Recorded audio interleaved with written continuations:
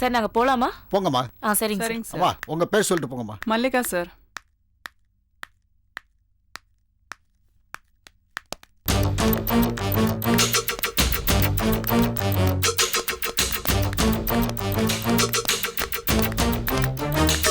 அடடே, வணக்கம் வடமலை சார், எப்படி இருக்கீங்க? அவருக்கு என்ன, ரொம்ப நல்லா இருக்காரு.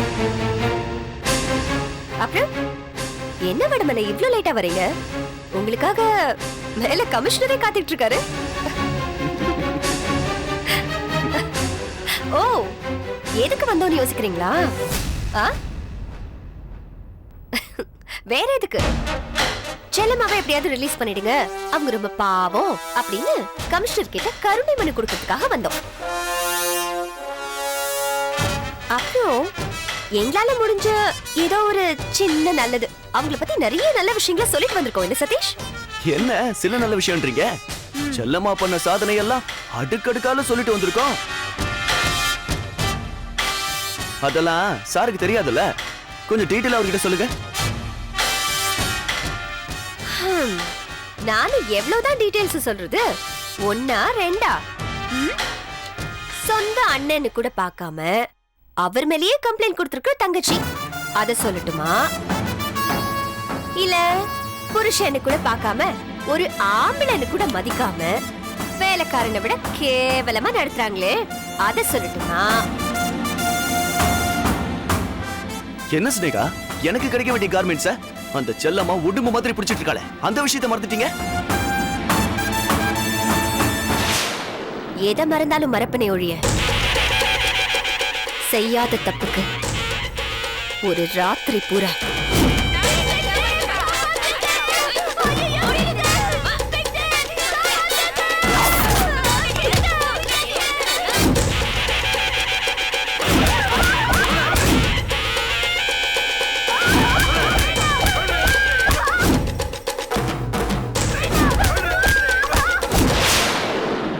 என்ன அந்த நாத்தம் பிடிச்ச நரகத்துல இருக்க வச்சாலே அந்த செல்லம்மா, அவ பண்ண அந்த கொடுமைய நான் இந்த ஜென்மத்துக்கும் மறக்க மாட்டேன். கடைசியில செல்லம்மா சுத்தி விட்ட சக்கரம் அவ கழுத்துக்கே கத்தியா போய் நிக்குதல்ல? நிக்காம பண்ண காரியம் அப்படி. ஆனா இன்னைக்கு நான் அனுபவிச்ச அதே நரக வேதனைய உங்க செல்லம்மா மட்டும் இல்ல, உங்களுக்கு பிறந்த குழந்தையும் கூட சேர்ந்து அந்த லாக்அப் வேதனைய அனுபவிச்சுட்டு இருக்கு. என்ன முறைக்கிறீங்க? பாருங்க சதீஷ், உண்மையை சொன்ன இவருக்கு கோவம் வருது. ஏங்க, அந்த குழந்தை விஷயம் கேட்கும்போது எனக்கே மனசுக்கு ஒரு மாதிரி இருக்கு. பெத்த அப்பா எப்படிதான் தாங்கிறீங்களோ தெரியல. என்னதான் குழந்தை பாசம் இருந்தாலும் அந்த நாத்தம் பிடிச்ச இடத்துல இருப்பாங்க. அப்புறம் ஹைஜீனிக் ப்ராப்ளம், ஆஸ்துமா, ஜன்னின்னு ஏதாவது வந்துச்சுன்னா சார் பாவம் எப்படி அதை தாங்கிப்பாரு? புருஷன் பொண்டாட்டிப்பா இருக்கிற வேதனைய சமமா பங்கு போட்டு பகிர்ந்துப்பாங்க இல்ல?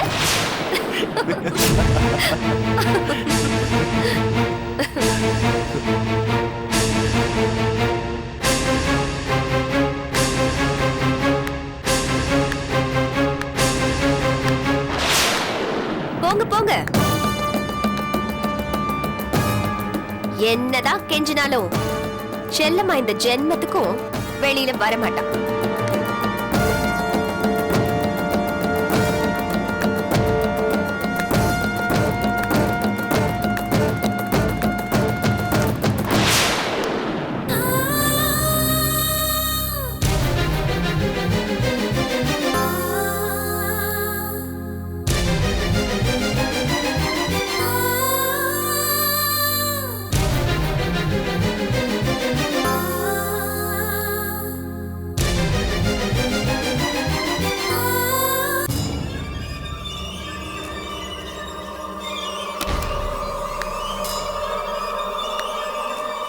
சார் வணக்கம் சார். நீங்க? என் பேர் வடமலை, செல்லம்மாவோட ஹஸ்பண்ட் சார்.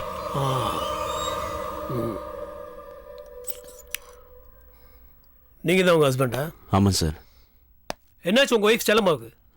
தப்பு மேல தப்பு பண்ணிட்டு இருக்காங்க. சார் என்ன சார் அப்படி சொல்றீங்க? என் பொண்டாட்டி ரொம்ப நல்லவ சார். அவ அப்படிலாம் செஞ்சிருக்க மாட்டா சார். அதை நீங்க முடிவு பண்ணக்கூடாது, போலீஸ் தான் முடிவு பண்ணணும். நான் கேட்க வர்றதெல்லாம் அது இல்ல. எனக்கு ப்ரமோஷன் கிடைச்சு நான் இங்க வந்த நாள்ல இருந்து அடிக்கடி நான் கேள்விப்படுற பேர் செல்லம்மா. ஏதாவது ஒரு கேஸ்ல மாறி மாறி இன்வால்வ் ஆயிட்டே இருக்காங்க. சார் உங்களுக்கு யாரோ தப்பா சொல்லியிருக்காங்க சார். அவ இங்கே தப்பு நடந்தா கேள்வி கேட்கறதும் நியாயத்துக்கு குரல் கொடுக்கறதும் தான் சார் அவளோட பலமும் பலவீனமும். அது ஒரு தப்பா? அதான் கொலை செய்யற அளவுக்கு கொண்டு போய் விட்டுருக்கல. இதுக்கு மேல தப்பான்னு கேட்டா என்ன அர்த்தம் சார்? சார் சம்பவம் நடந்த 10 நிமிஷத்துக்கு முன்னாடி குழந்தையை கொஞ்சிக்கிட்டு இருந்திருக்கா. வீட்டுக்கு வந்த அன்னிக்கிட்ட குழந்தையை கொடுத்துட்டு வெளியே போனவ ஒரு கொலையை பண்ணிருக்கானா யாராவது நம்புவாங்களா சார்? இப்ப நீங்க என்னன்னா சொல்ல வரீங்க? செல்லம்மா மர்டர் ஸ்பாட்டுக்கு போனது உண்மையா இருக்கலாம். ஏ முரளியை கொலை பண்ண கொலைகாரனை செல்லம்மா நேருக்கு நேரா பார்த்திருக்கலாம் சார். Very simple. அப்ப உண்மையை சொல்ல வேண்டியதானே? ஏன் பிடிவாதம் பிடிக்கிறாங்க? ஏன் மௌனமா இருக்காங்க? அதான் சார் தெரியல. யாரோ தெரிஞ்சவங்களை காப்பாத்துறதுக்காக தான் மேல பழிய போட்டுட்டு இருக்கா சார். இன்னைக்கு இல்லைனாலும் நாளைக்கு கொலைகாரனை கண்டுபிடிச்சிடலாம். ஆனா அதுக்காக அவளை போலீஸ் கஸ்டடியில வச்சிருந்தா எப்படி சார்?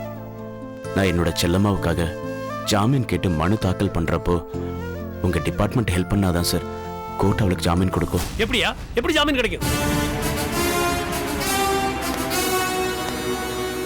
அவங்களோட ட்ராக் ரெக்கார்ட் பாக்குறியா? இங்க பார். ஸ்னேகா கொடுத்த கம்ப்ளைண்ட் குடும்ப பகையை மனசுல வச்சுட்டு அந்த பொண்ணு மேல கடத்தல் பழி போட்டு ஒரு நாள் பூரா அவ லாக்அப்ல இருக்கிறதுக்கு உங்க ஒய்ஃப் காரணமா இருந்திருக்காங்க. அது மட்டும் இல்ல, எங்க டிபார்ட்மெண்ட்டை சேர்ந்த டிசி சேதுபதியும் அவங்க ஒய்ஃபும் சேர்ந்து செத்த கேஸ்ல உங்க செல்லம்மாவுக்கும் பங்கு இருக்குன்னு டிசியோட தம்பியை வந்து கம்ப்ளைண்ட் கொடுத்துட்டு போயிருக்காரு. இதுக்கெல்லாம் என்ன சொல்றீங்க? இது எல்லாத்துக்கும் மேல நடந்திருக்க சீரியல் கிளிங்ல செல்லம்மாவோட பேர் தான் எங்க சந்தேக லிஸ்ட்ல ஃபர்ஸ்ட்ல இருக்கு. இப்ப சொல்லுங்க, இதுக்கப்புறமும் செல்லம்மாவுக்கு ஜாமீன் கிடைக்கும் நினைக்கிறீங்களா?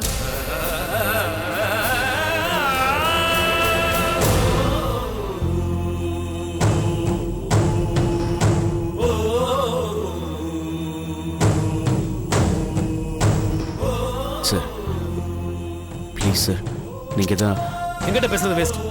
நடந்த குற்றங்களா நிரூபிக்கப்பட்டா அவங்களுக்கு ஹெவியான தண்டனை கிடைக்கிறது உறுதி. இதுக்கு மேல எதுவும் கேட்காதீங்க. யூ மே கோ நவ.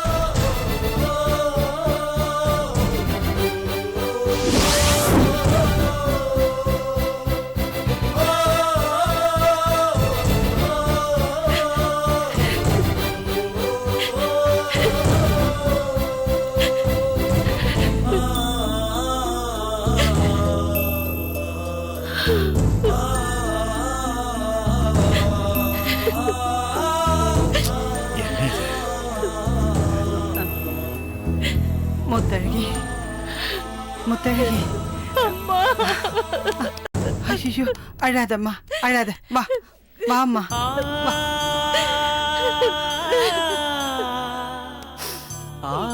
உக்கார், பாத்துமா.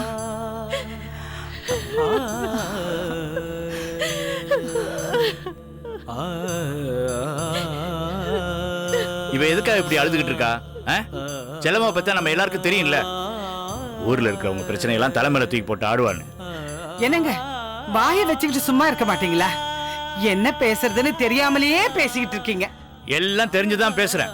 செல்லம்மாவை கொலை கேஸ்ல ஜெயில பிடிச்சு போட்டிருக்காங்க.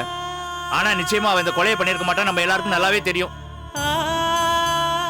யாரோ ஒருத்தரை காப்பாத்துறதுக்காக பழிய தம்மேல போட்டுட்டு போயிருக்கா. அதுக்காக இவன் எப்படி உட்காந்து அழுதுகிட்டு இருக்கணும்? தாத்தா, என்ன தாத்தா மனசாட்சியே இல்லாம பேசிட்டு இருக்கீங்க? என்ன கடத்திட்டு போனப்ப செல்லம்மாத்த எவ்வளவு கஷ்டப்பட்டு என்ன காப்பாத்தினாங்கன்றத மறந்துட்டீங்களா? அதெல்லாம் மறக்கலம்மா தாய்.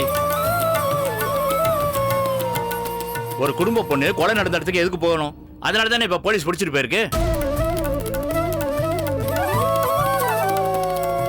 அதனால கோர்ட்டு கேஸ்னு அலைஞ்சுதான் ஆகணும். அதுக்காக என் பொண்ணு இப்படி அழுறத பார்க்கும்போது என் மனசு கஷ்டமா இருக்காதம்மா? அப்பா போதும், நிறுத்துறீங்களா? எனக்காக எவ்வளவு தியாகம் பண்ண செல்லம்மா, எல்லாத்தையும் மறந்துட்டீங்களா?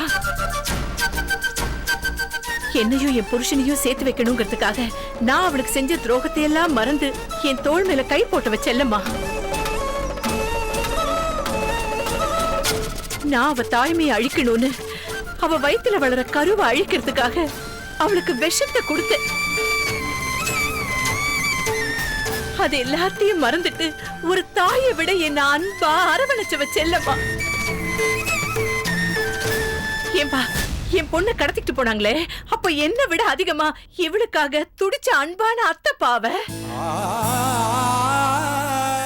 இது எல்லாத்துக்கும் மேல ஆஸ்பத்திரியில நான் உயிருக்கு போராடிட்டு இருந்தேனே, அப்ப என் புருஷன் கூட என்ன கைவிட்டுட்டாரே, அப்ப என்ன காப்பாத்தின தெய்வம் பா செல்லம்மா.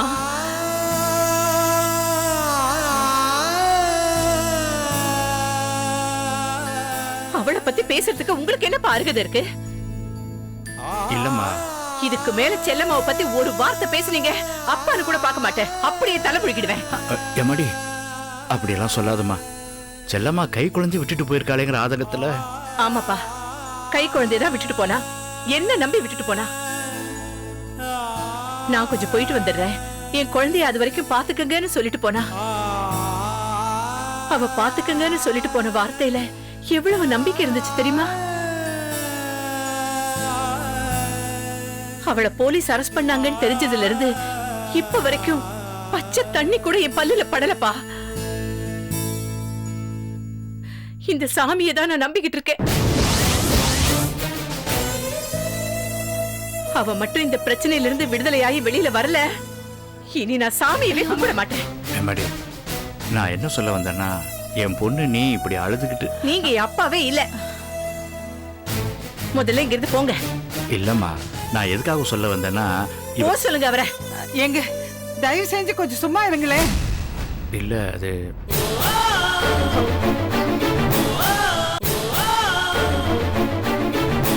தாத்தா வாங்க, தாத்தா வாங்க. முத்தழகி, செல்லம்மாவுடைய குழந்தைங்க. குழந்தை அம்மாவை நினைச்சு ரொம்ப அழுதுச்சுமா, என்னால அதை பார்க்க முடியலமா. அதனாலதான் படமலை கிட்ட குழந்தைய கொடுத்து பார்த்துட்டு வர சொல்லிருக்கேன். அழாதம்மா, கவலைப்படாத. நீ வணங்குற தெய்வம் நிச்சயமா உன்னை கைவிடாது. செல்லம்மா இந்த பிரச்சனையில இருந்து விடுதலையாகி கண்டிப்பா வெளியில வந்துருவாம்மா.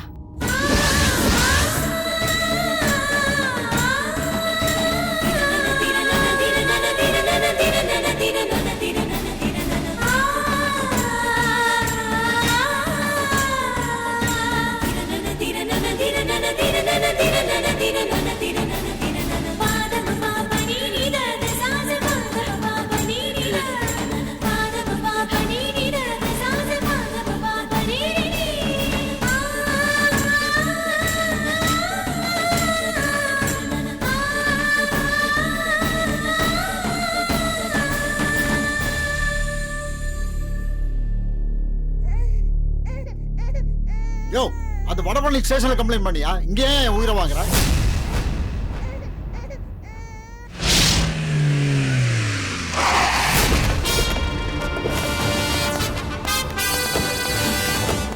ஐயா போன. வணக்கம்.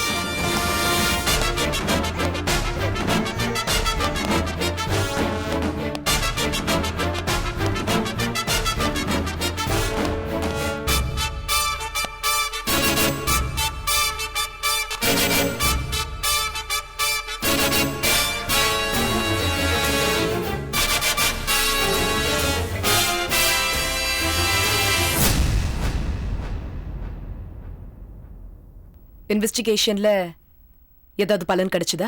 இல்ல மேடம், வாயே திறக்க மாட்டேங்கிறாங்க. நீங்க சொன்னதுனால அவங்கள ஹார்ஸாவும் விசாரிக்க முடியல. அவங்க அந்த மாதிரி டைப்பும் இல்லை மேடம், ரொம்ப மனோதிடமா இருக்காங்க. எனக்கு தெரியும், அதான் பெரிய ஹோப்ஸோட கேட்கல. மேடம், நீங்க வேணா விசாரிச்சு பாருங்களேன். தேவன், நான் காலையில விசாரிச்சப்பவே எந்த பிரயோஜனமும் இல்லை. லாக்அப்ல குழந்தையோட வேற இருக்காங்க, விசாரிக்க முடியும் தோணல. நாளைக்கு முயற்சி பண்ணலாம். நாளைக்கு மேடம்? நாளைக்கு தானே அவங்களை கோர்ட்ல ப்ரொடியூஸ் பண்ணணும். அவங்க பெயில் வாங்கிட்டாங்கன்னா அதுக்கப்புறம் விசாரிக்கிறது ரொம்ப கஷ்டம் மேடம்.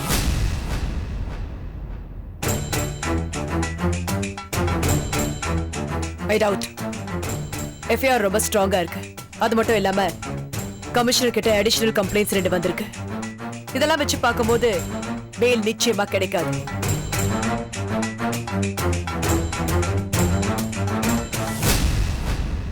கிடைக்கவும் விட மாட்டேன்.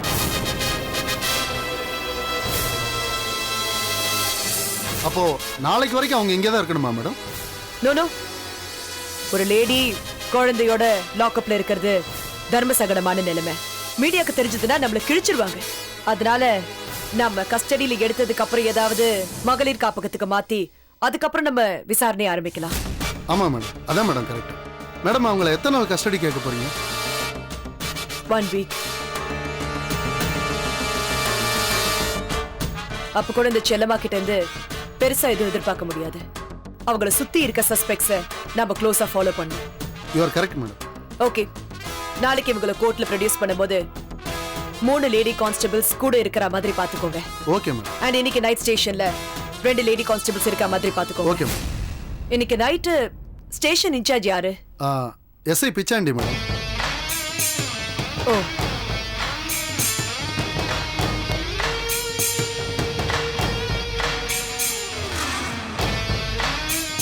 if you don't mind, இன்னைக்கு நைட் நீங்களே கண்டினியூ பண்ண முடியுமா? எனக்கு கொஞ்சம் ரிலீஃபா இருக்கும். சரிங்க மேடம். Okay, thank you. எனிதிங் இம்பார்ட்டன்ட் எனக்கு உடனே ஃபோன் பண்ணுங்க, நான் வரேன்.